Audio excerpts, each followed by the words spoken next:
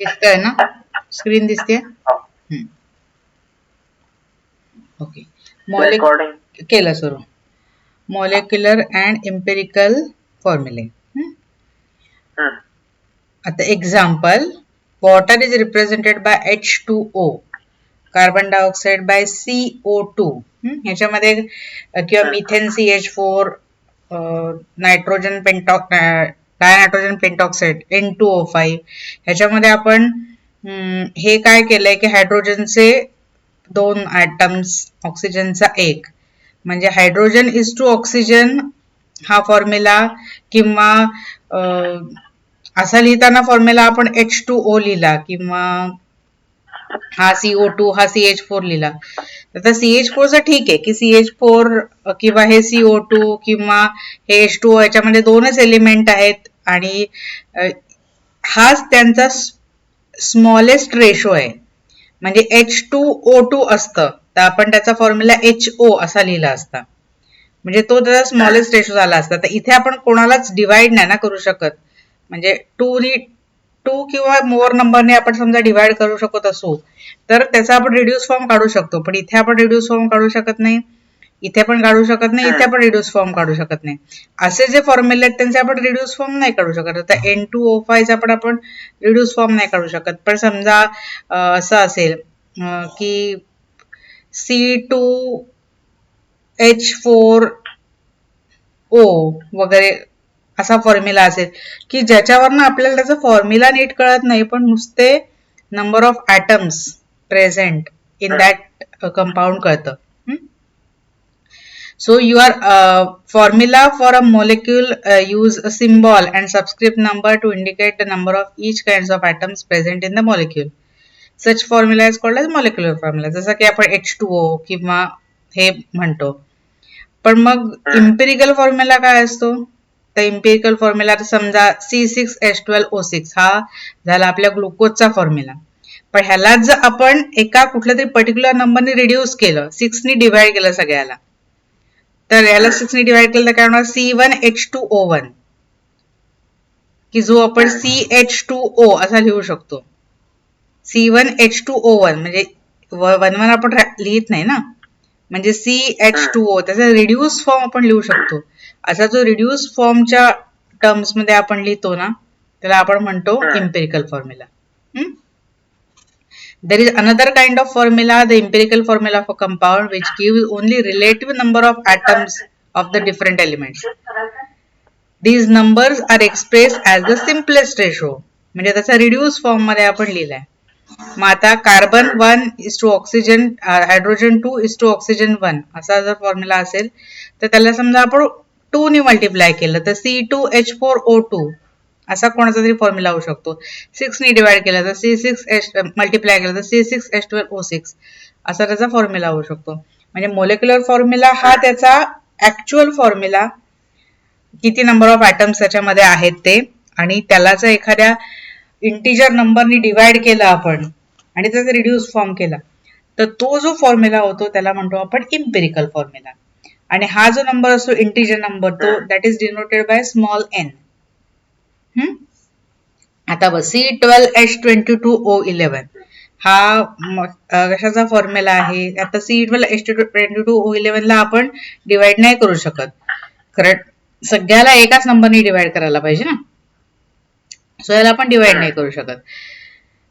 In such cases molecular and empirical formulae are same. कारण का तर असा कुठला नंबर नाही की ज्याने आपण आता 11 हा काय म्हणू प्राईम नंबर आहे, बरोबर आहे. मग प्राईम नंबरला आपण कुठल्याच 1 शिवाय कुठल्याच नंबरने डिवाइड नाही करू शकत. सो एखादा प्राईम नंबर जर फॉर्म्युलामध्ये असेल तर ज्याचा जो इम्पेरिकल फॉर्म्युला आहे तोच त्याचा मॉलिक्युलर फॉर्म्युला असतो. हा ऑफकोर्स आता समजा इथे प्राईम 11 आहे, इथे पण 22 जो असतं ना, म्हणजे 22 C22H22O11, तर मग आपण त्या अख्ख्या 11 त्याला डिवाइड करू शकलो असतो. म्हणजे मध्ये आलं असतं C2H2O असं झालं असतं. पण इथे ह्याच्या टेबलमध्ये हा कुठलाच नंबर नाही, फक्त 22 टेबलमध्ये आहे, पण 12 is not in table of 11.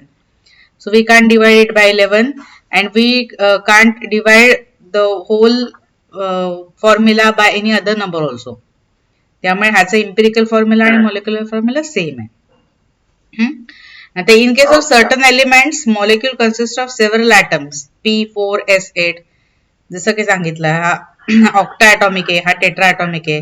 In such cases empirical formula will be symbol of the element only. म्हणजे P4 चा फॉर्म्युला काय इम्पिरिकल P, S8 चा फॉर्म्युला काय S. कारण का 4 हा त्याचा N झाला, इथे N इज इक्वल टू 8 झाला. आता एक्झाम्पल अजून दुसरी एक्झाम्पल काय अजून common salt which is chemically called as sodium chloride is represented by NaCl. This salt is ionic in nature and does not consist of exist in molecular form. Therefore, NaCl is its empirical formula, which shows that sodium and chlorine atoms are present in 1:1 ratio. मग KCl, NaNO3, MgO ही पण example आहे. त्यांचे empirical फॉर्म्युले आणि molecular फॉर्म्युले हे सेमच असतात. आता अजून एक्झाम्पल बघूया. NH3 मध्ये कशानेच डिवाइड करू शकत नाही, त्याचा empirical molecular formula same. Carbon dioxide ह्याला आपण डिवाइड नाही करू शकत, empirical molecular formula same. But ethane ह्याला आपण 2 ने डिवाइड करू शकतो है ना. So CH3 will be it's empirical formula, C2H6 ह्याचा मॉलिक्युलर फॉर्म्युला. C6H12O6 ह्याला आपण 6 ने डिवाइड करू शकतो. सो CH2 झाला त्याचा इम्पिरिकल फॉर्म्युला, मॉलिक्युलर फॉर्म्युला जो आहे तो C6H12O6. एसेट चा मॉलिक्युलर फॉर्म्युला एसेट आणि इम्पिरिकल फॉर्म्युला S म्हणजे N इज इक्वल टू 8 झाला इकडे. बेन्झीन C6H6 त्याचा formula CH. Sodium chloride, calcium chloride ह्याला मॉलिक्युलर फॉर्म्युला म्हणू शकत नाही आपण because they are ionic in nature. So त्यांचा फक्त empirical formula NaCl, CO etcetera. अशी काही काही एक्झाम्पल आहेत इम्पेरिकल आणि मॉलिक्युलर फॉर्म्युलाची. जसं थोडक्यात काय लक्षात ठेवायचं की मॉलिक्युलर फॉर्म्युला म्हणजे ऍक्च्युअल त्याचा नंबर ऑफ ॲटम्स प्रेझेंट किंवा number of ions present, ions पण नाही ॲटम्सच, कारण मॉलिक्युलर फॉर्म्युला आपण आयनिक कंपाऊंड साठी नाही लिहू शकत. So number of atoms present, actual number of atoms, आणि इम्पेरिकल फॉर्म्युला म्हणजे त्याचा रिड्यूस फॉर्म. ओके. आता पर्सेंटेज कंपोजिशन म्हणजे काय, म्हणजे एखाद्या मॉलिक्युल मध्ये, आता एक्झाम्पल आपण घेतलं इथे L2O3 चं घेतलंय, समजा CH4 चा एक्झाम्पल घेतला, तर CH4 मध्ये कार्बनचं पर्सेंटेज किती, हायड्रोजनचं पर्सेंटेज किती, CO2 मध्ये कार्बनचं पर्सेंटेज किती, ऑक्सिजनचं किती, म्हणजे त्याच्यामध्ये जी एलिमेंट्स आहेत त्या एलिमेंट्सचं पर्सेंटेज त्या पर्टिक्युलर ह्याच्यामध्ये किती आहे. आता समजा इथे CH4 चं आणि NH3 चं एक्झाम्पल घेतलंय. 58.8% ऑफ कार्बन आहे, 28.4% ऑफ ऑक्सिजन आहे, 8.28% ऑफ नायट्रोजन आहे, 6.56% ऑफ हायड्रोजन आहे. मग ह्या पर्सेंटेज वरनं आपण त्याचा एम्पिरिकल फॉर्म्युला काढू शकतो का, जर आपल्याकडे मॉलिक्युलर फॉर्म्युला असेल किंवा नुसतंच पर्सेंटेज दिलं असेल तर त्याच्यावरनं आपण त्याचा एम्पिरिकल फॉर्म्युला काढू शकतो का, तर काढू शकतो. त्यासाठी एक मेथड आहे पर्सेंटेज कंपोजिशन. पर्सेंटेज कंपोजिशन म्हणजे काय, त्या पर्टिक्युलर एलिमेंटचं कंपोजिशन किती आहे त्या कंपाऊंड मध्ये. मग आता if we know the formula of a compound we can find out how much of the elements present in a given quantity of that compound. आता समजा aluminium is obtained from its oxide Al2O3, bauxite ज्याला आपण म्हणतो. From the formula we can calculate how much of aluminium can be obtained, म्हणजे Al2O3 मधून aluminium किती मिळेल आपल्याला. आता Al2O3 मध्ये अल्युमिनियम किती आहे, 2 ॲटम्स, आणि ऑक्सिजनचे किती आहेत ॲटम्स, 3. मग याच्यावर आपण काढू करू शकतो percentage mass of an element in a compound is equal to mass of the element in one molecular formula or in one empirical formula divided by molecular mass or empirical formula mass of the compound. म्हणजे इधर आपण empirical फॉर्म्युलावरनं काढू शकतो किंवा molecular फॉर्म्युलावरनं काढू शकतो. जर molecular formula असेल तर एका मॉलिक्युल मधनं मास घ्यायचं, एम्पिरिकल फॉर्म्युला असेल तर एका एम्पिरिकल फॉर्म्युला मधनं मास घ्यायचं. आपण एक्झाम्पल बघू म्हणजे तुला कळेल. इन 200 आता समजा Al2O3 आहे ना, Al2O3 हा आपण मॉलिक्युलर फॉर्म्युला वापरलाय, मग त्याच्यात अल्युमिनियमचा मास किती आहे डिवायडेड बाय पूर्ण Al2O3 चा मास किती आहे इन 200. जसं आपण अदरवाइज पर्सेंटेज काढतो की नाही, आता आपल्याला एक मार्क किती मिळालेत त्याचं पर्सेंटेज मार्क्स कसे काढतो, marks gain divided by total number of marks in 200 असं करतो की नाही आपण. समजा आपल्याला 600 पैकी 540 मार्क्स मिळाले. तर कसं अर्थ करतो आपण 540 अपॉन 600 इन 200 म्हणजे 90% झाले. बरोबर आहे. तसंच त्या एका मॉलिक्युलर फॉर्म्युलामध्ये पर्टिक्युलर एलिमेंटचं मास किती आहे डिवाइड बाय अख्ख्या मॉलिक्युलचा मास किती आहे इन 200. किंवा जे इम्पिरिकल फॉर्म्युला मास असेल ते इम्पिरिकल फॉर्म्युलामध्ये त्या एलिमेंटचा मास किती आहे अपॉन इम्पिरिकल फॉर्म्युलाचा मास किती आहे इन 200. या आपण काढू शकतो फॉर्म्युलाने. आणि कसं काढू शकतो आपण मास of the element in 1 mole of the compound जर आपल्याला ते माहिती असेल तर divided by molar mass of the compound in 200 असं आपण काढू शकतो. आता example Al2O3 percentage of aluminium आपल्याला काढायचं आहे. तर mass of aluminium in 1 mole of Al2O3 divided by molar mass of Al2O3 in 200. आता 1 मोल ऑफ Al2O3 आपण कसं काढणार तर Al2O3 हे काय आहे त्याचा फॉर्म्युला आहे. Al चा ॲटॉमिक मास किती आहे 27. असे किती Al आहेत तर 2 Al आहेत म्हणून 27 इंटू 2 प्लस ऑक्सिजनचं किती आहे 16 इंटू 3 म्हणजे 102 ग्रॅम पर मोल हे झालं मोलार मास ऑफ Al2O3. जसं आपण मागच्या वेळेला मी तुला सांगितलं काढायचं तसं atomic mass into number of atoms plus ह्याचा atomic mass into number of atoms त्याची टोटल म्हणजे 1 मोल ऑफ Al2O3 मध्ये 2 अल्युमिनियमचे ॲटम्स म्हणजे 54 ग्रॅम ऑफ अल्युमिनियम असतं. म्हणजे 54 ग्रॅम हे झालं अल्युमिनियमचं मास डिवाइड बाय 102 झालं त्याचं टोटल Al2O3 चं मास इंटू 100 म्हणजे झालं 52.9%. आता ऑक्सिजनचं कसं काढणार आपण तर ऑक्सिजनचं मास ऑक्सिजनचं किती आहे 16 3 जा 48 डिवाइड बाय टोटल Al2O3 चं 102.0 इंटू 100 दॅट इज 47.1%. आणि या दोघांची ऍडिशन ऑलवेज 100 आली पाहिजे. आता काहीतरी करायला चुकलंय आपलं दोन्ही मिळून 100च असणार ना. दोनच एलिमेंट आहेत अल्युमिनियम आणि ऑक्सिजन. सो अल्युमिनियमचा मास डिवाइडेड बाय त्याचा मोलार मास इन 200 हे अल्युमिनियमचं पर्सेंटेज. ऑक्सिजनचा mass divided by molar mass. हा काय एक्झामला येण्याची शक्यता आहे हे बघायला लागेल काय. मी मॅमला विचारू शकतोय जुने क्वेश्चन पेपर्स असतील तर. क्वेश्चन पेपर आहेत साईटवर आहेत. हो हो मग वर्कशीट्स वगैरे त्यांनी सांगितलेलं पाठवतील मी एकदा विचारतो त्यांना परत. हा चालेल. आता पुढचं हे तर अगदी सोपं आहे. Butanoic acid has the formula C4H8O8. What is the elemental analysis of butanoic acid.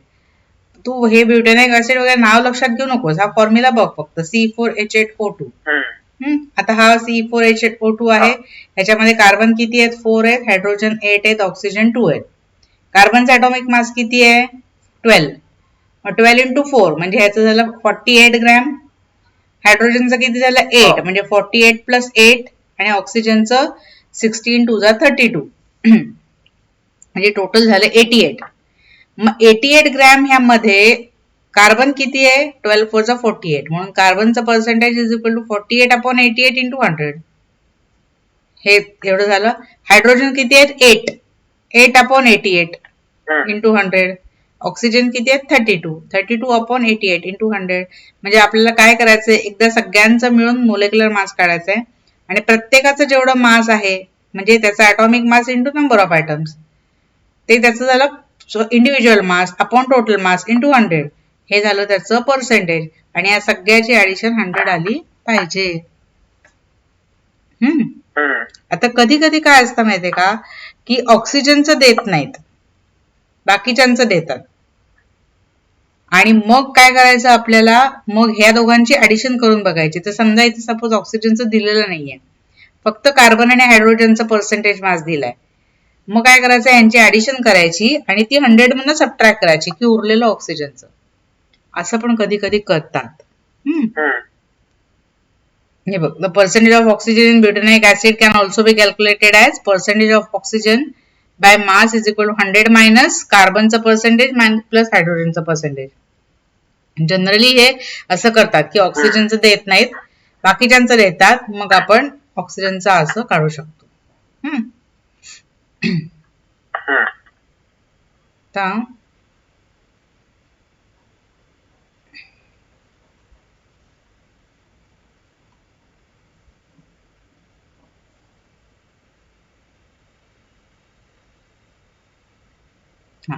आता हे कर बघू. Fe3O4 calculate percentage of Fe and O. हे जरा थोडस हे आहे ना, थांब जरा. तू मला हे सांग, ह्याच्यामधला मला इम्पेरिकल फॉर्म्युला सांग सगळ्यांचा, H2O2 पासून सगळ्यांचा. हा त्याला स्मॉलेस्ट इंटिजर परत त्याला हे करायला लागणार का, त्याला डिवाइड करायचं, स्मॉलेस्ट फॉर्म मध्ये आणायला लागणार. हा येस, हा झाला त्याचा मॉलिक्युलर फॉर्म्युला. स्मॉलेस्ट फॉर्म मध्ये आण पहिला, मला सांग. H2O2 कुठल्या नंबरनी डिवाइड करू शकशील?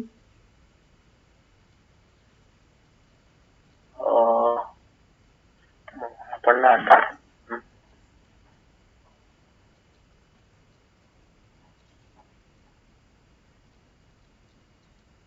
2:1 त्याच हे आहे, बट 2:2 होणार. 2:2 आहे ना, मग 2 नी डिवाइड करू शकतोस त्याला दोघांनाही. म्हणजे HO, त्याचा इम्पेरिकल फॉर्म्युला HO, कारण आपण 2 नी डिवाइड करू शकतो ना दोघांना. आता पुढचं सांग. 6 ने होईल, मग CH6 होईल. हा 12 ला 6 ने डिवाइड केल्यावर किती होतात? 2 राहतात. मग कसं होणार?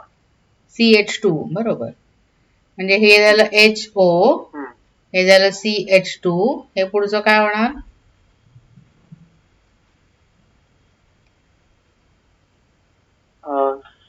त्यांना 6 ने केलं तर नाही, त्यांचं नाही, हे नाही कळालं. होऊच नाही शकणार. कार्बन 1 आहे ना, जिथे एखादा 1 असतो तिथे कोणी डिवाइडच नाही करू शकत. म्हणजे हा सेम राहणार. इम्पेरिकल फॉर्म्युला आणि मॉलिक्युलर फॉर्म्युला सेम. पुढचं सांग. 2 ने केलं तर C2O. CH2O. पुढचा S8.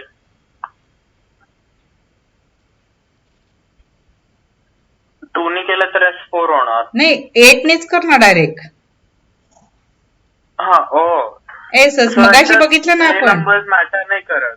काय म्हणजे प्राईम नंबरनीच करायचं की नाही, प्राईम नंबर असेल ना, कुठल्या पण नंबरनी, बिगेस्ट नंबरनी डिवाइड करायचं, रिड्यूस फॉर्म करायचं. H2O चं काय होणार? मग नंतर H2O 2 ने करायला लागणार परत. पण O ला होतं का 2 ने डिवाइड? O 1च आहे ना, जिकडे 1 असतो तिकडे सेमच राहणार. O 1च राहणार. सगळ्यांना डिवाइड करायला पाहिजे ना. B2H6 काय होणार?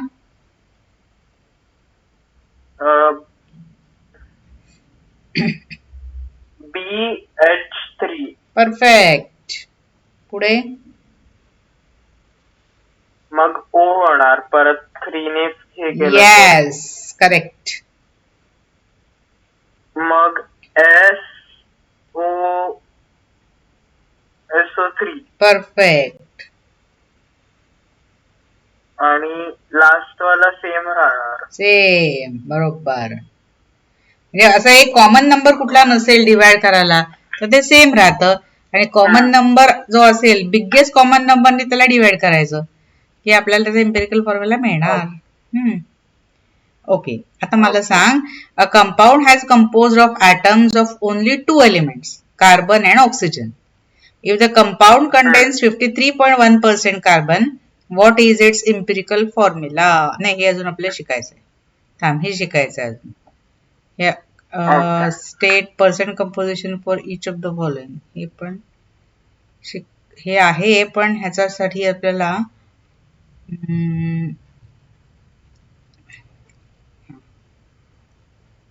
ॲटॉमिक हे काढावे लागतील. ॲटॉमिक मास H2SO4 मधलं काढू शकतो आपण. आता इथे काय लिहिलंय बघा, मी हे तुला करून दाखवते. State percentage composition for the following SO3 in H2SO4. इथे तुला करून दाखवते SO3 in H2SO4. ओके, त्यासाठी काय काढायला लागेल आपल्याला? SO3 चा ॲटॉमिक मॉलिक्युलर वेट काढायला लागेल.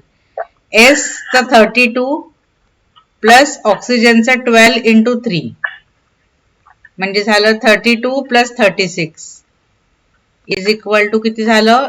8 आणि 68 झालं.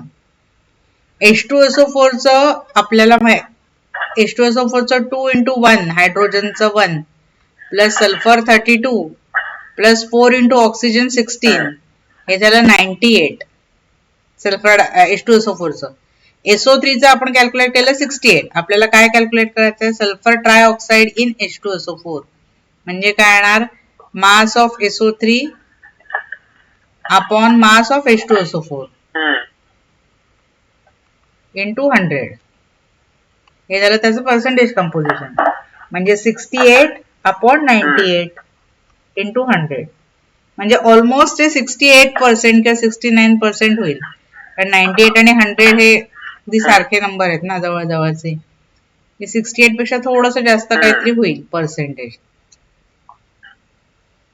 कळलं तुला कसं केलं आपण? हा, मला ते SO3 चं नाही कळालं. SO3 चं बघ, सल्फरचा 32 ॲटॉमिक मास, ऑक्सिजनचा 12 into 3 36 म्हणजे या अख्ख्याचं झालं 32 प्लस 36 म्हणजे 68. सल्फ्युरिक ऍसिडचं असं हायड्रोजनचं 2, सल्फरचं 32, ऑक्सिजनचं 64 म्हणून हे 98 आणि मग SO3 चं 68 डिवाइड बाय टोटल 98 into 100 म्हणून ते झालं. आता हे तू सांग बघू मला कसं करायचं. Carbon in SrCO3. आता SR चं ॲटॉमिक मास मी बघून सांगते तुला. ॲटॉमिक मास आहे.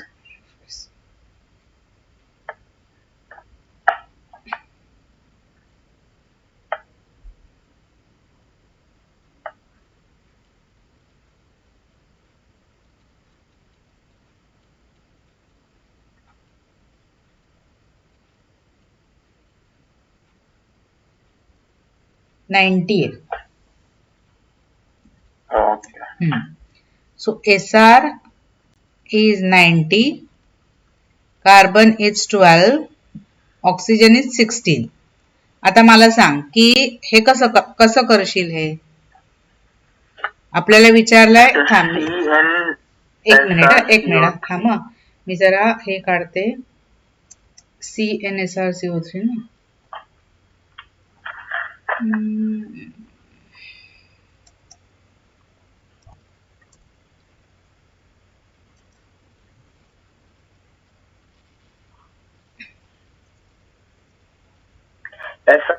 एक मिनिट हा बाळा.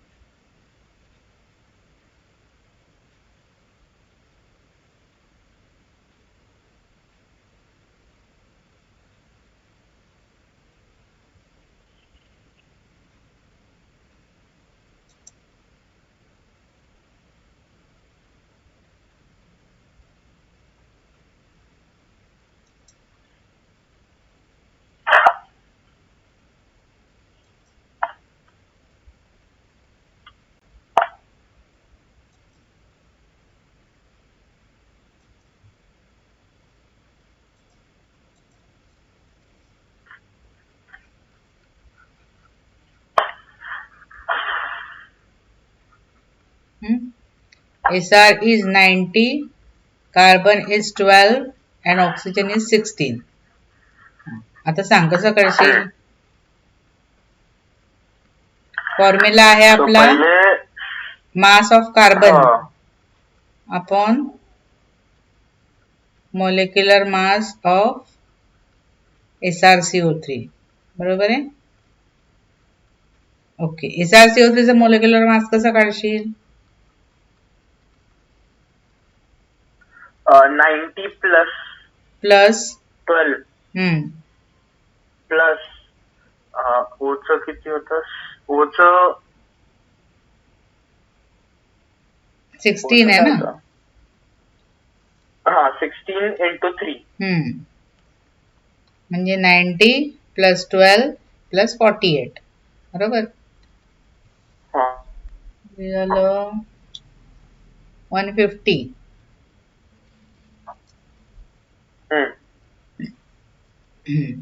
मास ऑफ कार्बन किती येणार याच्यामध्ये? एकच कार्बन आहे ना. 12/150. Yes 12/150 into 100. हे गेले 3 4 जा 3 5 जा 5 2 जा 4 8 जा. हो सोपं झालं एकदम. 8%. आलं लक्षात कसं केलं? सोपं आहे ना. म्हणजे जर नंबर हे सोपे असतील तर करायला सोपं आहे ना. एक्झाम मध्ये सोपं विचार, कठीण विचार पॉइंट वाले. ॲटॉमिक मासेस आठवायला पाहिजे. नाही देतात, ॲटॉमिक मासेस देतात परीक्षेत. ॲटॉमिक मासेस लक्षात ठेवायची गरज नाही, देतात तिथे परीक्षेत. इधर ते एकदम सुरुवातीला देतात किंवा त्या ह्याच्या इथे देतात.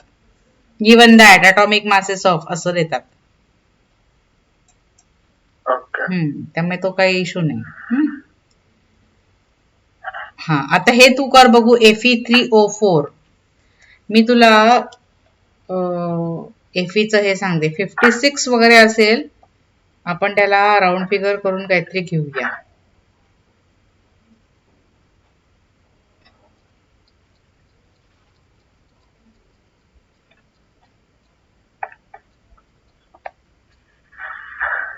.84 वगैरे आहे, आपण त्याला 56 करूया.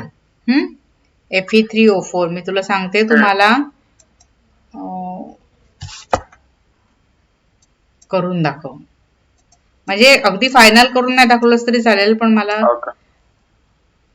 Fe3 ठेव ना. Fe3 ना.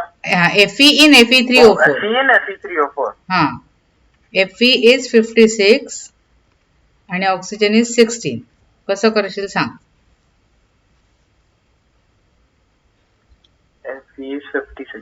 So पहिले Fe will be 56 तसंच राहणार. नाही, ते 3 आहेत ना Fe. म्हणजे याचं टोटल घ्यायला लागेल तुला. Percentage of Fe is equal to total mass of Fe ना. Feचं टोटल मास म्हणजे 3 Fe divided by molar mass of Fe3O4. म्हणजे इकडे 56 इंटू 3 येणार वरती आणि खाली 56 इंटू 3 प्लस 4 इंटू 16. बरोबर आहे. म्हणजे हे किती झालं? 3 6 18 168 अपॉन 168 प्लस 64 इंटू 100. इंटू 100 विसरायचं नाही. म्हणजे 168 अपॉन टोटल किती झाले? हे 232. जे काय आन्सर येईल ते. म्हणजे इथे जेवढे नंबर ऑफ ॲटम्स आहेत ना, ते सगळ्यांचं मास घ्यायचं. इंडिव्हिज्युअल Feचं 56 आहे, पण असे 3 Fe आहेत ना, ते मी 56 इंटू 3. तसं ॲटॉमिक मास माहिती असेल तर काढायला सोपं आहे. आता हे पुढचं अजून आपण शिकलो नाही, काढूया ते. तर बघूया इकडे.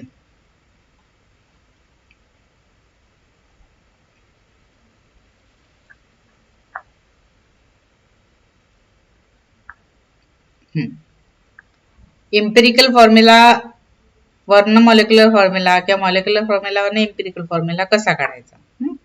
We have just seen that if we know the formula of a compound, we can calculate the percentage composition. आत्ताच काढला आपण. Now a question arises, can we determine the formula of the compound if we know the percentage composition? उलट. आपण फॉर्म्युलावरनं percentage composition काढलं. आता percentage composition वरनं आपण formula काढू शकतो का? त्यासाठी काय करायचं? डायरेक्टली आपल्याला मॉलिक्युलर फॉर्म्युला मिळणार नाही, पण आपल्याला इम्पिरिकल फॉर्म्युला मिळू शकतो. So normally we determine the percentage composition of different elements present in an unknown compound and determine its formula. Example, let us take the simple example of water. Water consists of 11.11% of percentage of hydrogen and 88.89% of oxygen by mass. From the data, we can determine the empirical formula of the water. Now assume if we assume that we have 100 grams of water, then the percentage composition tells us that 100 gram of water contains 100.100 gram of hydrogen, 11.11 gram and 88.89 gram of oxygen atoms. Percentage याचा अर्थ काय, तर in 100 असा अर्थ होतो ना. So 11.11% म्हणजे 11.11 gram in 100 gram आणि 88.89% म्हणजे 88.89 ग्रॅम इन 100 ग्रॅम असा त्याचा अर्थ होतो. सो 100 ग्रॅमचं वॉटर आपल्याकडे असेल तर 11.11 ग्रॅम त्याच्यात हायड्रोजन असेल आणि 88.89 ग्रॅम ऑफ ऑक्सिजन असेल. From the atomic mass table we find that 1 mole of hydrogen atom has mass of 1 gram. हे आपल्याला माहिती आहे. 1 mole of oxygen has mass of 16 gram. हे पण आपल्याला माहिती आहे.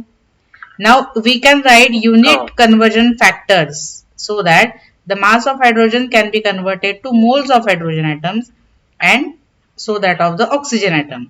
मग त्यासाठी काय करायचं, moles of hydrogen कसे काढायचे, mass of hydrogen divided by molar mass. मास किती आहे 11.11, मोलार मास किती आहे 1, ऑक्सिजनचा मास किती आहे 88.89 डिवाइड बाय मोलार मास किती आहे 16. सो इकडे आपल्याला मिळाले 11/1 म्हणजे 11 आणि इकडे ऑक्सिजनचे किती मिळाले 88/16 म्हणजे 5.5 समथिंग, म्हणजे 11 मोल्स ऑफ हायड्रोजन आणि 5.5 मोल्स ऑफ ऑक्सिजन. मग म्हणजे हे ह्याच्या ट्वाइस आहेत की नाही, number of moles of hydrogen are twice of oxygen, म्हणजे number of atoms also will be twice of oxygen. बरोबर आहे. Since 1 mole of one element contains the same number of atoms as a mole of another element, the ratio of moles of atoms in a compound is also the ratio of number of atoms. म्हणून 11.11 upon 5.5 is 2:1. म्हणून हायड्रोजनचे 2 atoms and ऑक्सिजनचे 1 atom. कारण त्याचे number of मोल्सचा पण ratio तोच आहे, त्यामुळे त्याचा नंबर ऑफ ॲटम्सचा पण रेशो सेमच येणार. आता आपण हा फॉर्म्युला ह्याच्यावरनं काढूया. A compound has 2 elements, carbon आणि ऑक्सिजन. कार्बन आहे आणि ऑक्सिजन आहे. 53.1% कार्बन आहे, 53.1% कार्बन. मग ऑक्सिजन किती असणार,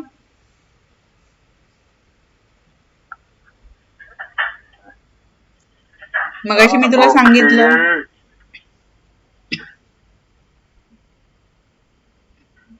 कुठलं, मगाशी मी तुला सांगितलं होतं की नाही, जनरली ऑक्सिजनचं देत नाहीत.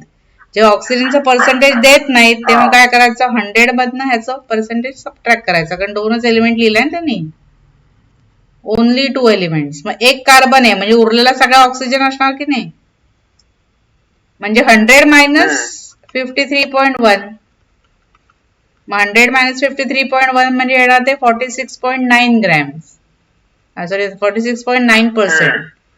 हे 53.1 आणि हे म्हणजे 43.9%. आता आपल्याला काढायचे नंबर ऑफ मोल्स. आपण कसे इथे काढले number of moles, number of moles is equal to mass upon त्याचे मोलार मास, असं काढलं ना. त्याचं मास किती आहे 53.1 अपॉन 12 आणि हे किती आहे 46.9 अपॉन 16. बरोबर आहे. मोलार मास कार्बनचा 12 आणि ऑक्सिजनचा 16 ॲटॉमिक मास, म्हणजे 12 फॉर द 48 येतं ना, म्हणजे 4 पॉइंट समथिंग येणार. आणि हे 16 टू झा समथिंग आहे ना,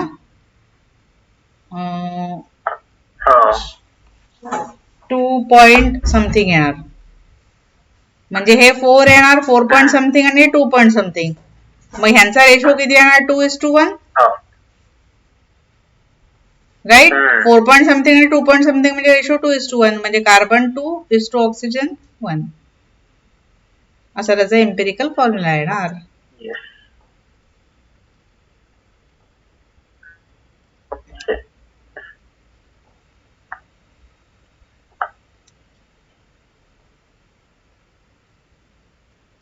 ओके, आता पुढचं बघूया.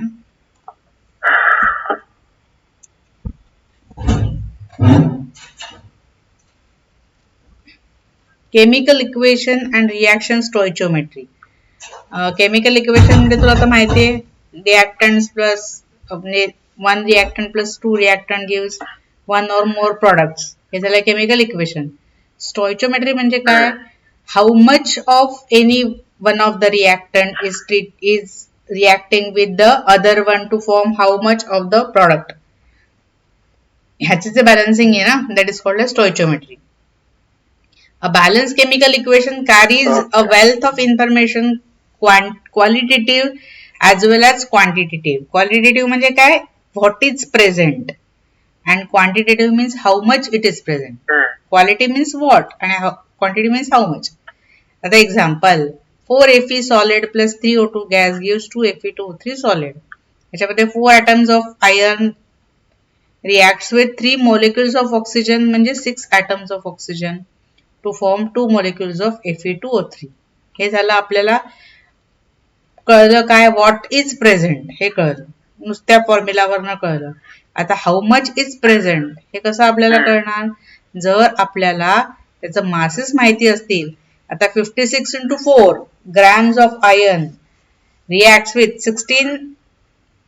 32 into 3, कारण एका ऑक्सिजनचं O2 म्हणजे 32 झालं ना, 16 2 जा असे 3, so 32 into 3 grams of oxygen will form Fe2O3. हे झालं त्याचा क्वांटिटेटिव्ह अनालिसिस. नुसतं iron reacts with oxygen two form Fe2O3 हा झाला क्वालिटेटिव्ह. सो ही झाली क्वालिटेटिव्ह इन्फॉर्मेशन, दुसरी झाली क्वांटिटेटिव्ह इन्फॉर्मेशन. ह्या ज्या सगळ्या इन्फॉर्मेशन आहेत, या दोन्ही मिळून आपली एक बॅलन्स केमिकल रिॲक्शन मधली इन्फॉर्मेशन आपल्याला मिळते. आता हे जे तुला मी सांगितलं ना मगाशी, 4 atoms of Fe, 3 molecules of oxygen, हे सगळं मी ओरली तुला सांगितलं. आता मोलची रिलेशनशिप कशी हे पण तुला मी ओरली सांगितलं. 4 atoms of Fe आणि 3 molecules of oxygen, 2 formula units of Fe2O3, कारण ते फॉर्म्युला युनिट्स का आयनिक कंपाऊंड आहे म्हणून. आता याच्यात नंबर ऑफ ॲटम्स किती असतील तर 4 into Na, Avogadro number of atoms, म्हणजे 4 moles of Fe reacts with 3 moles of oxygen to form 2 moles of Fe2O3. आता हे मोल्स म्हणजे आपण जो मोल्स कन्सेप्ट मधला मोल बघितला तर तो जनरली नंबर ऑफ हे म्हणजे जो मागे नंबर लिहिलेला असतो ना, तो नंबर म्हणजे मोल्स असतो. आता 4 मोल plus 3 mole of oxygen gives 2 moles of Fe2O3. मग हे 4 3 2 याला म्हणतात स्टोइचियोमेट्रिक कोएफिशियंट. कारण का, because they are used to balance the chemical equation, म्हणून त्याला म्हणायचं स्टोइचियोमेट्रिक कोएफिशियंट. सो हे आपण फक्त स्टोइचियोमेट्रिक कोएफिशियंटच्या टर्म्स मध्ये बघितलं, म्हणजे नंबर ऑफ ॲटम्सच्या टर्म मध्ये. आता मासच्या टर्म्स मध्ये बघायचं असेल तर मोलार मास Feचं किती आहे, 55.8, म्हणजे आपण मगाशी 56 घेतलं होतं. ऑक्सिजनचं एका मॉलिक्युलचं 32, कारण O2 आहे ना म्हणून. Fe2O3चं किती आहे, हे जर आपण फॉर्म्युला काढला त्याप्रमाणे केलं तर 159.6. मग आता असे 4 Fe म्हणजे 4 into 58.8 grams of iron reacts with 32 into 3 grams of oxygen to form 2 into 159.6 grams of Fe2O3. हे झाला क्वांटिटेटिव्ह अनालिसिस. म्हणजे 223.2 grams of Fe reacts with 96 grams of oxygen to form 319.2 grams of Fe2O3. ह्याला म्हणायचं quantitative relationship. मग अशी आपण बघितली ती क्वालिटेटिव्ह रिलेशनशिप. आता व्हॉल्यूमची रिलेशनशिप कशी, जर समजा इन टर्म्स ऑफ गॅसेस असेल तर व्हॉल्यूमची रिलेशनशिप म्हणजे आपल्याला माहिती आहे 22.7 लिटर ॲट STP, हे म्हणजे standard temperature pressure, that is 1 mole of gas occupied. मग इथे 4 मोल्स आहेत, तर जर व्हॉल्यूमच्या टर्म मध्ये लिहायचं झालं तर 4 म्हणजे इथे 4 मोल्स म्हणजे काय झालं, 4 मोल्स ऑफ Fe, पण हे इथे सॉलिडच आहे त्यामुळे याचा इथे व्हॉल्यूम असू शकत नाही. पण ऑक्सिजनचा व्हॉल्यूम आपण काढू शकतो कारण it is gas. So 3 into 22.7 म्हणजे 68.1 litre of oxygen reacts to form 2 moles of Fe2O3. हे पण सॉलिड आहे, त्यामुळे इथे आपण त्याचा गॅस म्हणजे व्हॉल्यूम घेऊ शकत नाही. म्हणजे जे फक्त गॅशियस आहेत त्यांचं आपण व्हॉल्यूमच्या टर्म्स मध्ये लिहू शकतो आणि ह्याचं आपण मासच्या टर्म्स मध्ये पण लिहू शकतो. पण जे सॉलिड आहेत त्यांचं आपण व्हॉल्यूमच्या टर्म्स मध्ये लिहू शकत नाही. फक्त इथे आपण गॅशियसच फक्त व्हॉल्यूमच्या टर्म्स मध्ये लिहू शकतो. That too in STP NTP conditions. आणि हे आपण बघ इथे ह्याचं आपण व्हॉल्यूमच्या टर्म्स मध्ये नाही लिहू शकत सॉलिड असल्यामुळे. इथे आपण दोन्ही लिहू शकतो, in the mass terms as well as in the volume terms. Okay, आता आपण दुसरी एक्झाम्पल बघूया. N2 plus 3H2 gas gives 2NH3. Haber's process for formation of ammonia. याच्यामध्ये काही नाही म्हणजे 1 mole. So 1 mole of nitrogen reacts with 3 moles of hydrogen to form 2 moles of ammonia. आता 1 mole of nitrogen म्हणजे ती एका नायट्रोजनचा atomic mass 14. So 14 2 so 28 grams of nitrogen. 3H2 एकाचं हायड्रोजनचं ॲटमचं मास 1, मॉलिक्युलचं मास 1 2 2 म्हणजे 2 असे 3 मॉलिक्यूल म्हणजे 3 2 6 grams of oxygen gives 2 moles of NH3. आता 2 moles of nitrogen म्हणजे नायट्रोजन हा 14 आणि हायड्रोजनचे 3 1 3 म्हणजे 17 आणि असे 2 moles 17 2 34 ग्रॅम म्हणजे 28 grams of nitrogen reacts with 6 grams of hydrogen to form 34 grams of ammonia. हे झालं त्याच्या मासच्या फॉर्म मध्ये. आता all of these are gases, so we can write them in terms of volume also. So 1 mole means 22.7 liter. 1 volume of nitrogen reacts with 3 moles म्हणजे 68.1 liter. 3 into 22.7 3 volumes of oxygen hydrogen to form 2 moles of म्हणजे 45.4 liter of ammonia. आता इथे जे आपण केलं ना मासच्या terms मध्ये ते बघ, इथे सिंपल ऍडिशन आहे. 28 plus 6 gives 34. पण इथे सिंपल ऍडिशन आहे का? 22.7 plus 68.1 is not equal to 45.4. So व्हॉल्यूमच्या टर्म्स मध्ये इथे चेंज आहे. याला म्हणतात the reaction proceeds with lesser volume. आणि अशा ज्या रिॲक्शन असतात ना they are favoured by high pressure. पण मास रिमेन्स सेम कारण का this is called as law of mass conservation. Mass नेहमी कन्झर्व होतं पण व्हॉल्यूम चेंजेस कारण का तर फॉर्म्युला चेंज झाला ना, so volume changes. 1 volume reacts with 3 volumes to form only 2 volumes. अशा reaction they are favoured by high pressure. येते लक्षात? आता अजून एक एक्झाम्पल. C4H10 म्हणजे butane reacts with 13 moles of oxygen to form 8 moles of carbon dioxide, 10 moles of water. आता ही reaction आहे ब्युटेनच्या कंबशनची reaction. Combustion म्हणजे बर्निंग विथ ऑक्सिजन. आता 2 moles of C4H10. पहिले C4H10 चा आपल्याला मॉलिक्युलर फॉर्म्युला काढायला लागेल. त्याला 2 नी मॉलिक्युलर मास काढायला लागेल. त्याला 2 नी मल्टिप्लाय केल्यावर आपल्याला 116 मिळालं. So 116 gram of butane reacts with 13 moles of oxygen. एका ॲटमचं मास 16, मॉलिक्युलचं 32 असे 13. सो 13 into 32 म्हणजे 416. 8 moles of carbon dioxide, 1 carbon 12 आणि 2 ऑक्सिजन 32 म्हणजे हे झालं 44 एकाचं इंटू 8 असं कॅल्क्युलेट करायला लागेल. आणि 10 वॉटरचं 18 into 10 118. So 116 grams of butane reacts with 416 grams of oxygen to form 352 grams of carbon dioxide and 180 grams of water. हिची तू ऍडिशन केलीस तर ही ऍडिशन तुला एवढीच मिळणार मासची. पण व्हॉल्यूमची होते का? व्हॉल्यूमची नाही होणार. 2 volumes react with 13 volume to give 18 volume होता तिकडे. म्हणजे टोटल व्हॉल्यूम इकडे 15च होताना त्याचे 18 झाले म्हणजे व्हॉल्यूम इन्क्रीज झाला. व्हॉल्यूमच्या बाबतीत असं होऊ शकतं पण मास ऑलवेज गेट्स कन्झर्व्ड. आता हे हे व्हॉल्यूम कुठनं काढले आपण 45.4 लिटर 219.1 लिटर हे जे आहेत हे या नंबर ऑफ मोल्स इंटू 22.7 कारण 22.7 हे आहे ना मोलार व्हॉल्यूम आहे म्हणून त्यांनी मल्टिप्लाय केलं. ओके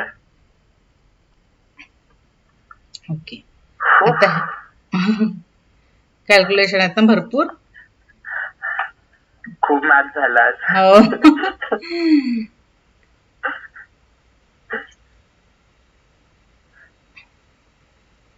बापरे भरपूर आहेत एक्झाम्पल लिहिलेली. बरं आपण आता काय करूया सोपं एखादं करूया. How many grams of ammonia can be made according to this reaction. अरे बापरे नको आहे कठीण आहे.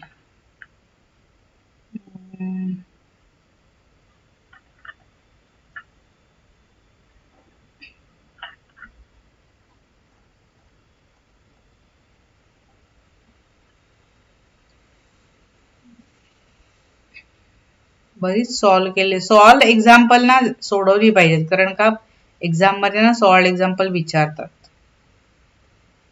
ओके हो तर आम्हाला म्हणत होते की सॉल्व एक्झाम्पल कधी कधी येऊ शकतात. हा येतात म्हणून ती सॉल्व केली पाहिजे. ठीक आहे करतो मग.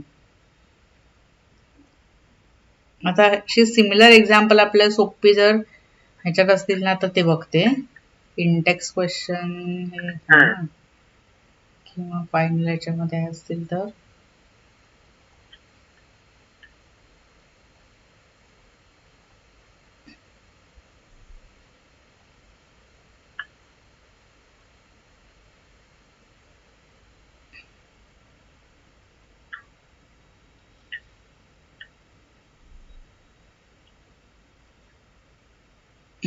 आता हे सांगा 150 ग्रॅम एक minute phosphorus trichloride calculate each of the following mass of PCl3. Screen अडकली आहे. स्क्रीन अडकली आहे परत थांब एक मिनिट.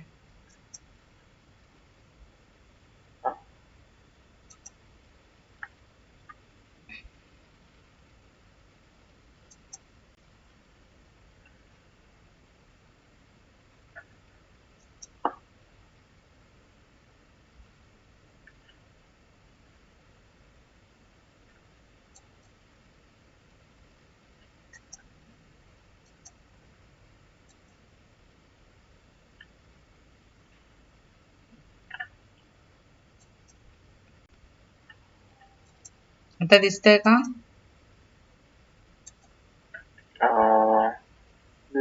नाही हा आता दिसतंय.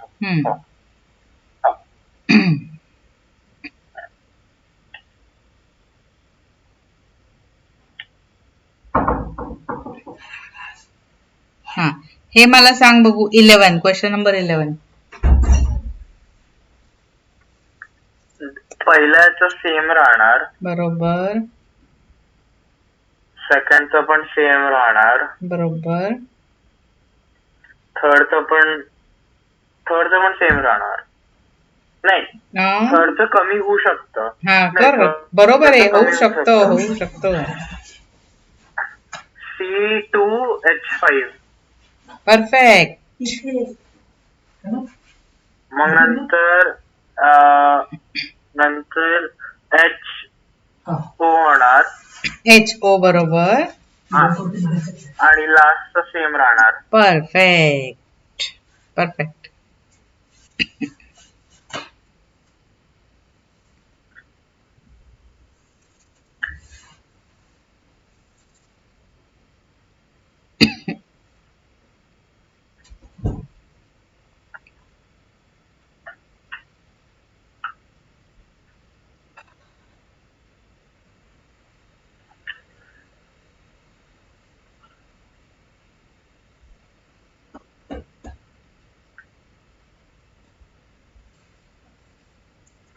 ठीक आहे आज थांबूया कारण भरपूर झालं ना मॅथ्स. ओके. हा आता वेनसडे ह्या वेनसडेला जमेल तुला 31st आहे. वेनसडेला हो प्रॉब्ली मी असेल घरीच असणार मी. मग मला सांग तू त्याप्रमाणे. मला वेनसडे हो ठीक आहे. सकाळपर्यंत सांग हा. ठीक म्हणजे आहे. आपण थर्सडेच्या ऐवजी चालेल. वेनसडेला घेऊ शकतो. सांग. ओके हा ओके चालेल. किंवा मग तू लवकर हवं असलं थोडं तरी चालेल. म्हणजे तुला जर 31st सेलिब्रेट करायला जायचं असेल तर. मला पण नाही माहित. मला ते नंतरच सांगतो म्हणजे बरं चालेल. 1-2 दिवस पहिले सांगतील ते. हा चालेल ठीक आहे. मला कळव वेनसडे सकाळ मॉर्निंग पर्यंत कळव हा. ओके अच्छा okay. Good night. Bye bye. Bye. Good night.